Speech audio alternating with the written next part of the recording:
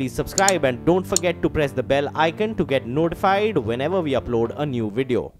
Good evening. Thanks for joining us on India Business Hour. I'm Shireen Bhan. Let's go straight to the top story this evening. India's public sector decision-making is paralyzed. That is the candid assertion from the outgoing Chief Economic Advisor, Arvind Subramanian, speaking at an event in the capital, blaming what he called stigmatized capitalism. The CEA has said that there is a pall of gloom hanging over public sector decision-making. Subramanian went on to lament the lack of reform, especially in public sector banks and their recruitment process. This, he believes, has diminished risk-taking capacity at these institutions. He also went on to say that public sector lending over the last 10 years has become toxic. Take a look at this very candid conversation with the Chief Economic Advisor. I think that what stigmatized capitalism is doing in India is that you will get more role for the private sector in greenfield and in terms of entry, but greater private sector role for in kind of taking over existing public sector assets is going to confront the stigmatized capitalism problem, because you know the political authorities will always and public sector bureaucrats will always come under this cloud of, you know, you sold this asset, did you do it in some kind of sweetheart deal? And I think we've spoken about the 4C, the wall of the 4C problem that hangs over. So public sector decision making has been completely paralyzed by this, you know, and something similar. So, see, when you said, I think it's not quite right to say that, you know, nothing has come on, because Air India was on the block for a very long time. But I think that, again, a version of stigmatized capitalism, I think, has kind of taken over. And I think that, you know, could these decisions be second-guessed in the future is something that still creates. Now, the interesting thing about this IBC, I think I want to, you know, again, do a mea culpa by way of explaining something, is that, see, I was early on in favor of a bad bank, right? But then the IBC happened, and I've come to realize and accept and acknowledge that the IBC was the more realistic way forward because of stigmatized capitalism, and in the following sense, that when a bad bank would have given the lead role to the executive and the political process, and they've been in the front line in terms of these negotiating what has happened with, so I think, okay, so I think a consequence of stigmatized capitalism is that more and more decisions will be taken by the judiciary, because they are seen as the most kind of, you know, legitimate and fair kind of people to take this decision. So if you have stigmatized capitalism and you're not sure either about the private sector or about public sector regulating the private sector and all of this, I think you're going to see more and more of this quasi-judicial or really explicitly judicial way of disposing public sector assets. We have to have more private sector participation, but I think for three new reasons. The old reason is, you know, politicians interfere with resources. That's still true, but that also happens to private banks in India. So I think we have to be thinking. But I think there are three new reasons why I think we should have more private sector ownership. One, I think this whole 4C problem, the pall hanging over good decision making, I think you get out of the public sector, you have that one. Second, I think that this is kind of the new point, which is that the public sector is just enormously handicapped in terms of their ability to recruit people, you know, to the tenure, all the management. Yeah. So public sector banks really don't have very good risk assessment capability. I mean, and to be fair to them, it's not because they are bad or inefficient. They just can't. So I don't know whether I mentioned this last time.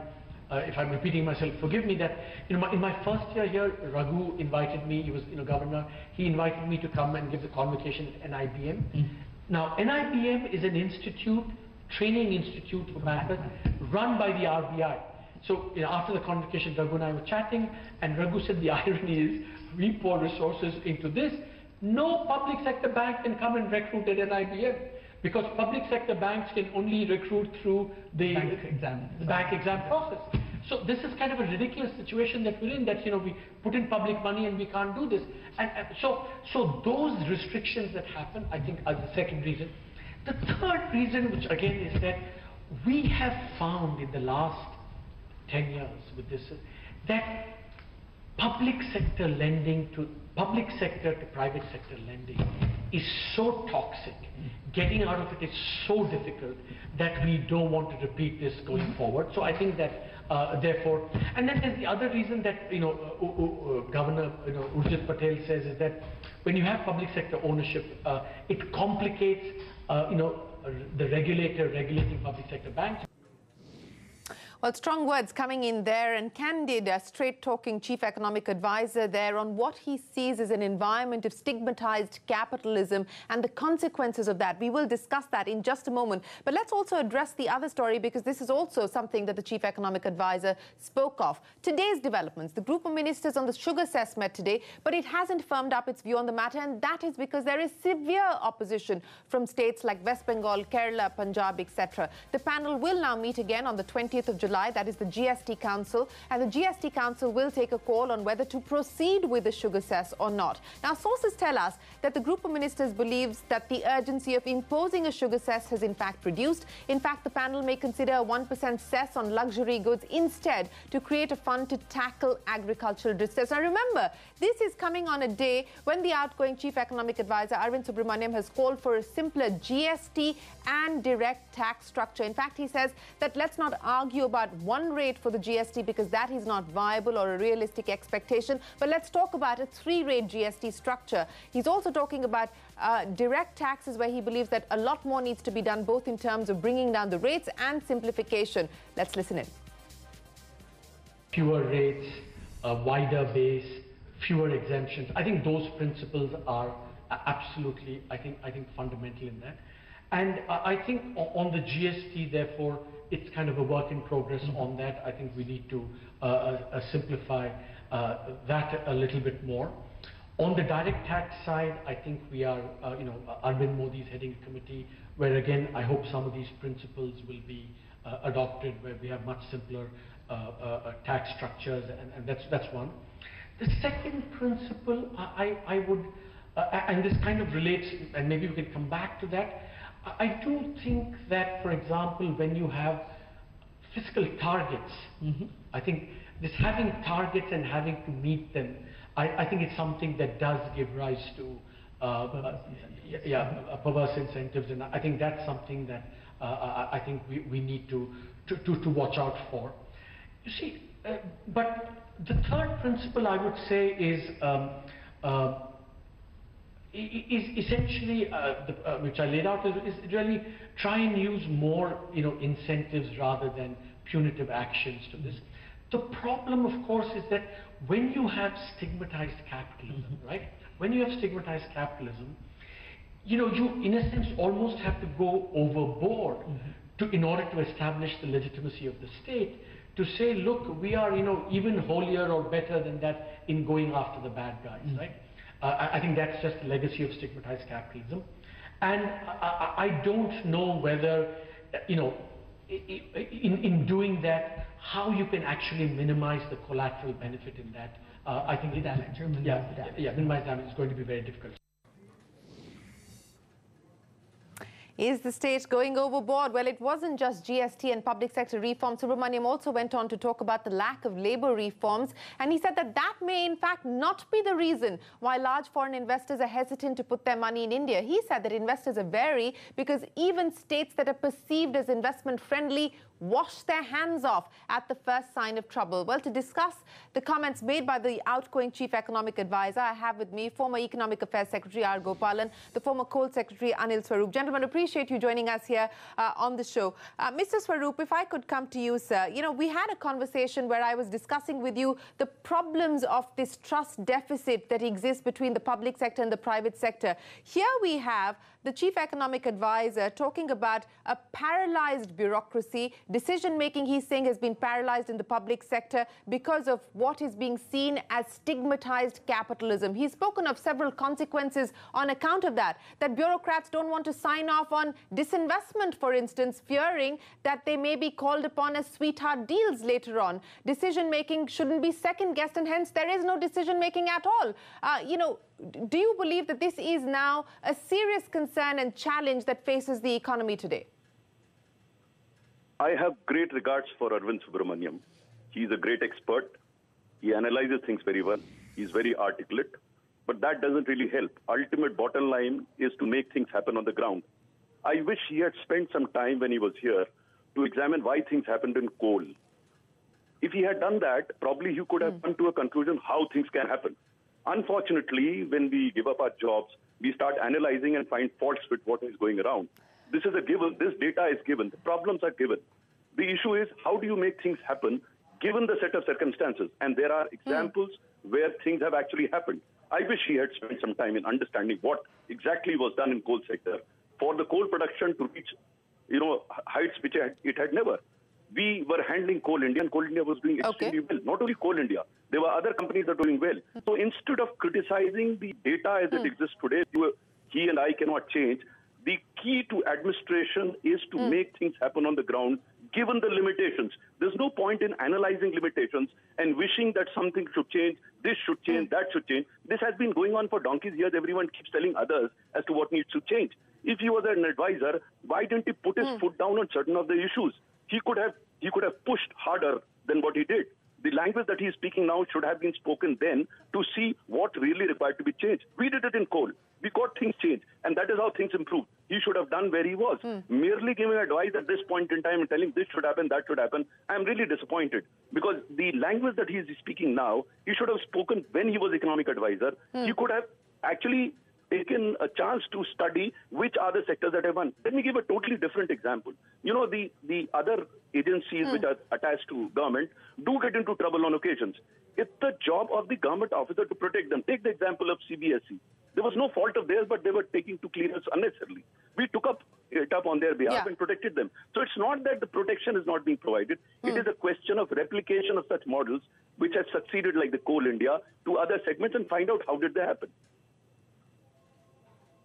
Okay, let me go across to Mr. Gopalan. Mr. Gopalan, Mr. Swaroop believes that the answer lies in better administration and that protection is in fact being provided. But let's take a look at the PSB example, because the CEA spent a lot of time talking about the fact that governance reforms haven't happened, which is something that has been echoed by people like Viral Acharya, the Deputy Governor of the Reserve Bank of India as well. But he also talks about the fact that PSB lending over the last 10 years has become toxic. He acknowledged there candidly that his idea of a bad bank, he now realizes, was not a realistic one. Again, he quotes that to the era of stigmatized capitalism that we are, and he believes that IBC perhaps is now a more realistic approach. But this logjam that we find ourselves in when it comes to the public sector banking space that the CEA is alluding to, do you believe that that this is now a serious challenge? This is going to impact the growth of the economy, as this credit risk is something that bankers grapple with? Okay, I will first, address Anil Swaroop's point. He really made a very telling point, not only in coal sector, even in road sector, a lot of things are happening. And one would like to see how these things were successfully turned around and lessons could have been drawn and used in administration in other ministries as well. So Anil Swaroop has a point, and I should take it, with great, sense of, appreciation. On the banking side, well, PSBs are really, troubled due to variety of reasons. The triple Cs, the way the, whatever is happening at this point in time, and when anything is in downturn, obviously a lot of things will show up. And then if you start guessing that how did you take the decision, now the question then is that how we conduct ourselves transparently, whether we record everything on file, whether we have taken all facts into consideration wherever were available at that point in time, and accordingly if we have taken a decision based on all those. I have a feeling that, there should not be any reason for anybody to fear about, giving further loans in this particular economy. The only thing is how transparently you take decisions, how logically you argue the pros and cons of a particular issue, and then take a decision. Then, when everything of this is recorded. But what about, for instance, the idea that the IBA has put forward to the government that you set up an independent committee which has specialists from the banking sector, it also has government representation, etc., to first take a call on whether, there is malified in a decision that has been taken, and then pass it over to an investigating agency? Well, in public sector banks, there are, CBOs. There used to be always tension between the CBOs and the executive in the banks in the past, and it happened subsequently as well.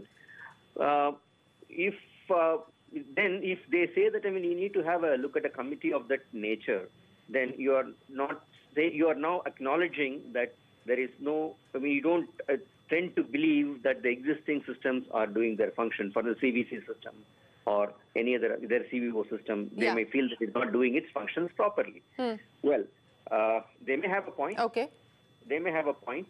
But from the viewpoint of giving some kind of a comfort to these people at this point in time, it may be a worthwhile suggestion to look at this point in time because of the number of things which have happened in the recent past. But I would say that there is a possibility. Let me bring in. Have a look at this. Yeah.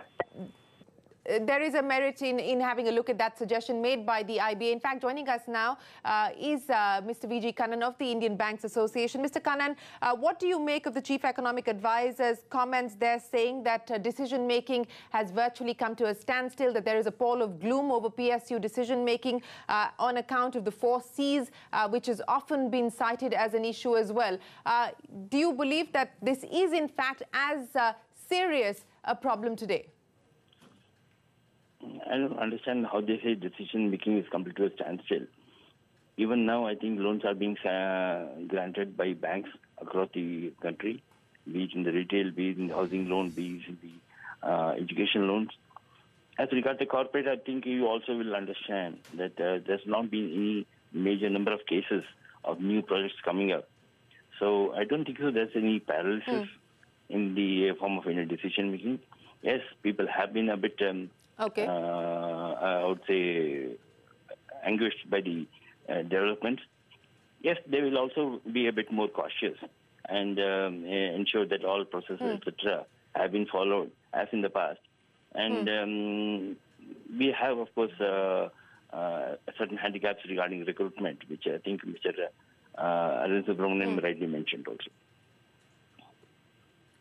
Yes, the issue of recruitment was mentioned, saying that that is a handicap as far as public sector banks are concerned. But 2 quick questions to you, Mr. Swaroop. One, one of the consequences of what he calls is the era of stigmatized capitalism. He says that more and more decisions will be taken by the judiciary. So we will move to an explicit environment where the judiciary is taking decisions. And that may not necessarily be the best way forward as far as the executive is concerned. Your quick take on that. There is no reason why it should not be taken now. So long as they are taken transparently, I agree with Mr. Gopalan. He says transparency is the key. If you recall, when I was working in the monitoring group, we cleared projects for more than 6 lakh crores in 15 months. And no one has pointed a finger towards it. It was a time when all scams are happening all over the place. Why did it happen? That's why I keep saying Mr. Subramanian should have analyzed when things happened, how did they happen? It's the transparency that ensured that no one pointed a finger towards any decision that was taken. Even today, if the decisions are taken transparently and every decision put on the portal when it is taken, bona fides will be clearly established in case some wrong decision gets taken. It is when it is not in public domain, when everybody doesn't know it, when it is not transparent, that people start questioning it. The core block auctions, totally transparent, no one questioned it. I am convinced that today we have the technology to make the decision-making process totally transparent. There's no reason to fear. Why should they fear? Okay. Mr. Gopalan, a quick comment from you on what CEA has said when it comes to the disposal of public sector assets. The government has lined up a big list of disinvestment candidates. Air India, unfortunately, didn't take off, was aborted even before it took off. Mr. Subramanian basically saying there that, you know, there will be fear of sweetheart deals, of decisions that have been taken being second-guessed in the future when it comes to the disposal of public sector assets, and that could perhaps crimp the government's disinvestment ambitions. Would you agree? Disinvestment has been happening in the last few years. They have been going on. We have reached targets. I don't see there is a process. I mean, Shireen, there is a process. There is a process which is followed. It goes to a committee. Then the committee goes to. There's a committee of ministers. They take a decision. Everything is streamlined in the process of decision making. Now, we have been achieving our targets of disinvestment, barring, in the last few years, we have been achieving them. Now, if the process is, thoroughly, followed, I don't see any reason why there should be a problem on decision making on public sector disinvestment. Now, all we need to do is that we have a standard process. If you have to improve the process, and everybody follows the process. That's it. And, and as Anil Swarup says, if everything is done transparently, and every decision is, taken in a transparent manner, and everybody knows about it, why should anybody be afraid of decision making? Yeah. Okay, so gentlemen, your view that it's not as serious as it's being made out to be, and we appreciate you joining us here on short notice on India Business Hour to take stock of the comments that have just been made a short while ago by the Chief Economic Advisor Arvind Subramanian. R. Gopalan, Anil Swarup and BG Kannan, appreciate you joining us here on CNBC TV18. Well, the big global story today, the United States has begun the process of slapping 10% tariffs on $200 billion worth of imports from China. This is on top of the tariffs imposed on $34 billion worth of goods last week. This move marks a significant escalation of the trade war between Washington and Beijing, raising the dangers of a major economic shock. Kyla Touche joins us now. Kyla, another day and another tariff threat.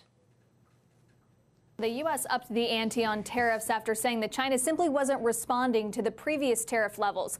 Now trade officials are threatening $20 billion in new tariffs in the form of 10% charges on $200 billion in Chinese exports. The list unveiled yesterday includes handbags, leather goods, and many types of apparel. Asked how the White House would limit the impact on U.S. consumers of a package that includes nearly half of all Chinese imports, Peter Navarro pointed in June to the 10% tariff level instead of 25%, saying that that would limit the impact. Oxford Economics has said the U.S. tariffs alone, notwithstanding future investment impact, would shave 0.2% off GDP next year. Overnight, China pledged firm and forceful measures to retaliate, but hasn't said exactly what those are, since it buys less than $200 billion in goods from the U.S. It called the U.S. move bullying and says it will fight this at the WTO.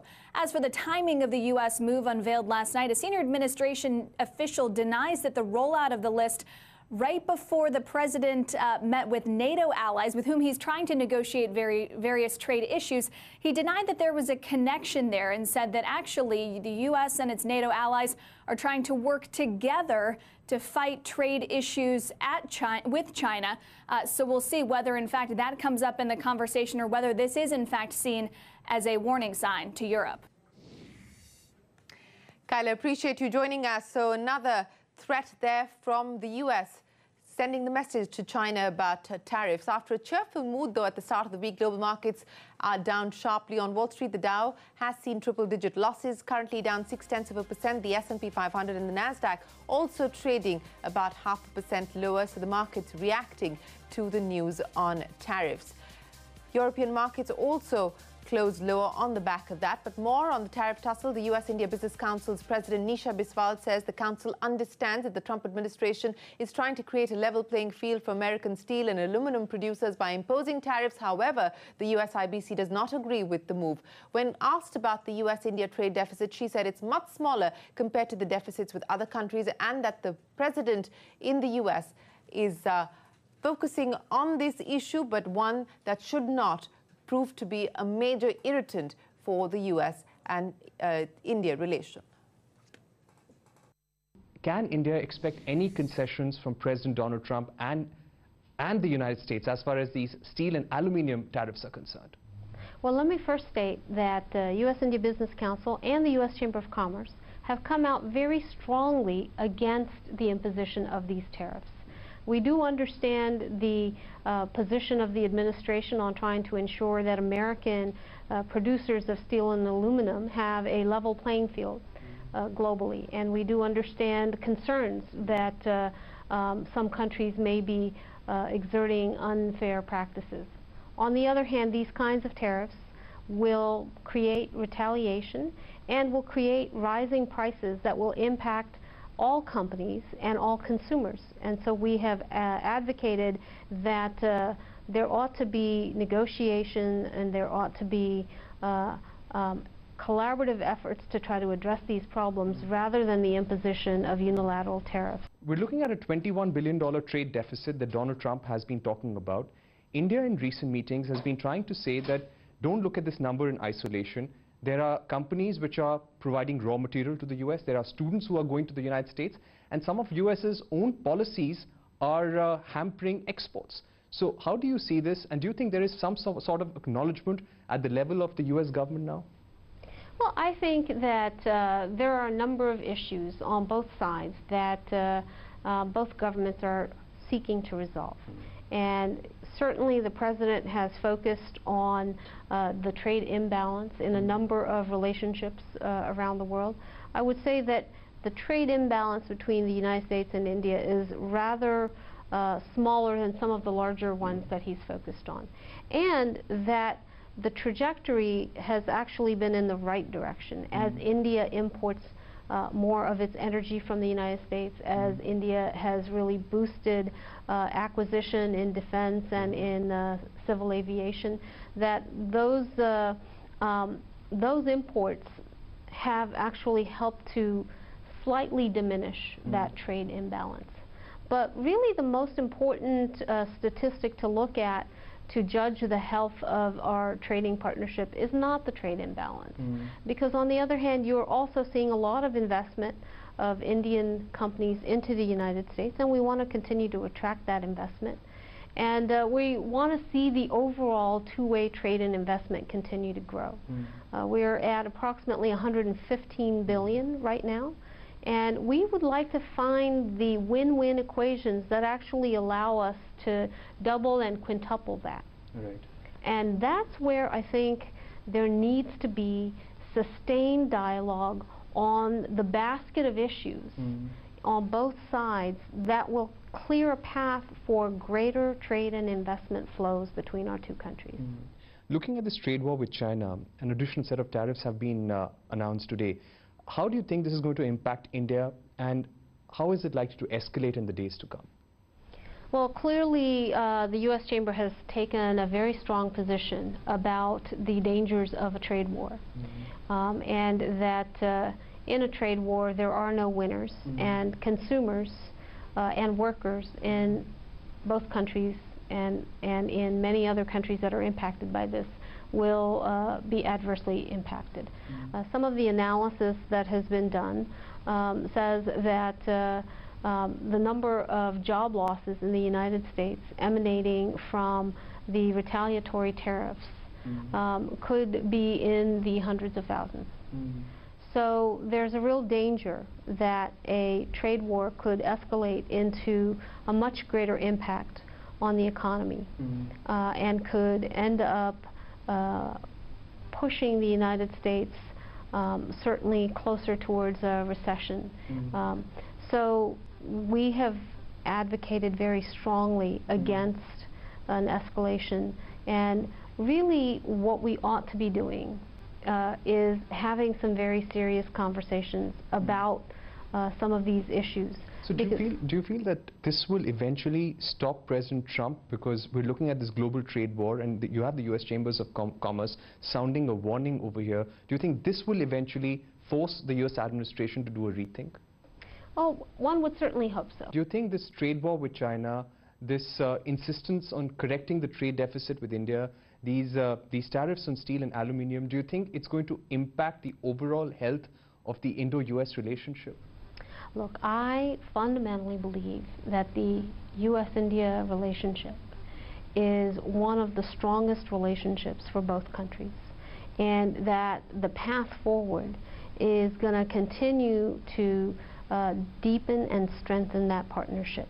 Are we going to have some challenges in the short term, some headwinds that we have to overcome? Yes, absolutely.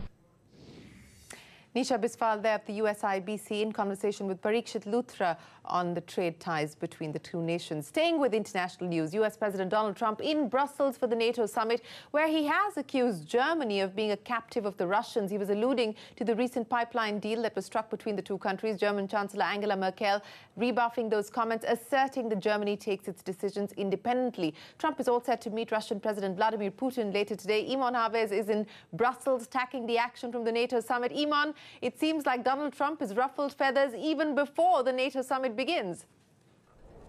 A contentious start to the NATO summit here in Brussels, Belgium today. The President of the United States, Donald Trump, beginning the session with a breakfast with Jens Stoltenberg. He's the General Secretary of NATO. And at that breakfast, President Trump coming out swinging against the Germans, criticizing that country for an energy deal with Russia that he feels pays money to Russia and disadvantages American taxpayers. The President, in effect, saying the Germans are hypocrites for accusing the President and the U.S. administration of wanting a close relationship with Russia at a time when they're deeply enmeshed in an energy deal with the same country.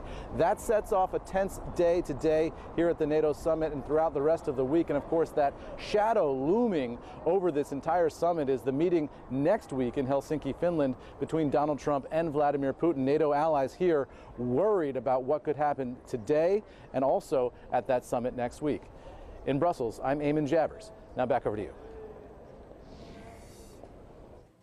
Iman, appreciate you joining us. President Trump always knows how to grab attention. As Delhi government gears up to run 1,000 electric buses in the national capital, we speak with Delhi's Transport Minister Kailash Gehlot on what the plan is and when it will be put in motion. That exclusive when we return.